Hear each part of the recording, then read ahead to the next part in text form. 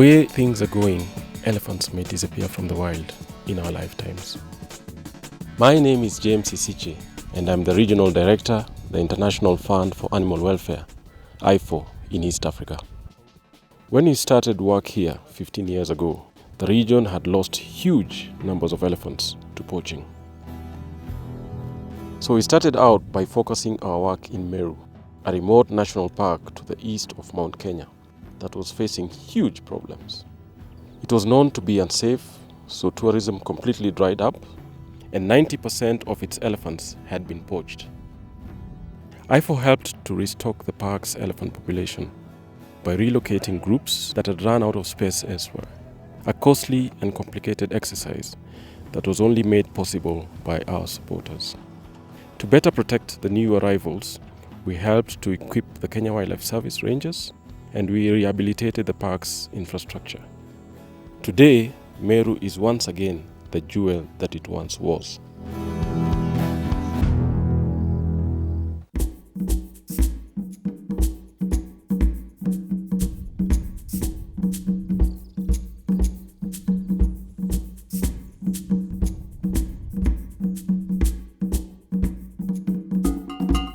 After Meru, our focus shifted to Tsavo, Kenya's biggest national park.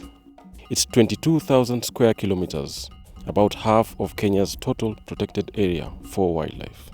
So that makes it incredibly important, but also very vulnerable to poachers. So there, we focused on increasing the ranger's ability to patrol this vast space by providing vehicles and light aircraft. We helped to put collars on elephants to monitor their movements, and we team up with the Kenya Wildlife Service to count elephants here on a regular basis. In a massive operation that brings in over 100 volunteers and a fleet of small planes to cover every corner of the Tsavo ecosystem.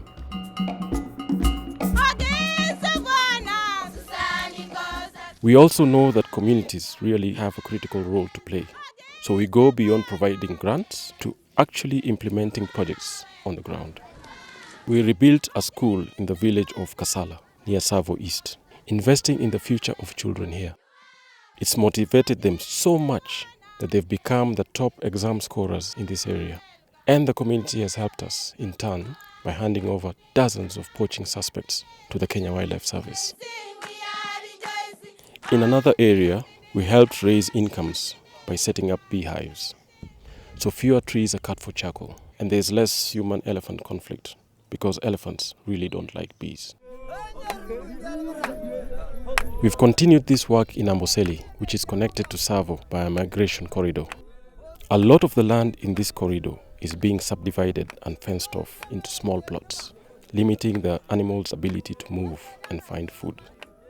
So we've worked with the community here to preserve what's left. Wildlife represents a source of income for many people here, and they use the same migration corridors to graze their livestock. We are helping them to hold onto their land and make a living from it by leasing it for conservation. We are also paying for them to train with the Kenya Wildlife Service rangers so that they have the tools they need to deter poachers and to stop environmental degradation. It's a win-win situation. Together, we are protecting vital green spaces, not just for elephants, but for the future of mankind.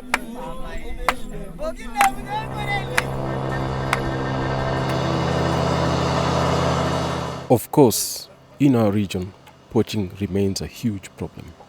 There's a fast-growing market for rhino horn and ivory, and East Africa is a supply and transit region. We know that we cannot win this war alone. We are getting everyone involved: the government, police, customs, Interpol. And we as IFAW are doing all that we can to help. With equipment when it is needed, but also with the regional training so that everyone has access to the same knowledge. And by putting all these different players in one room, we are making key connections, helping them to work together in future. Some people say that our work is too focused on elephants. The thing is, elephants are big. They need a lot of space. They command attention. And if we can save the space that elephants need, then we save most of the other wildlife in those places too, and preserve important grazing land for communities. So if we can ensure the future of elephants, everybody wins.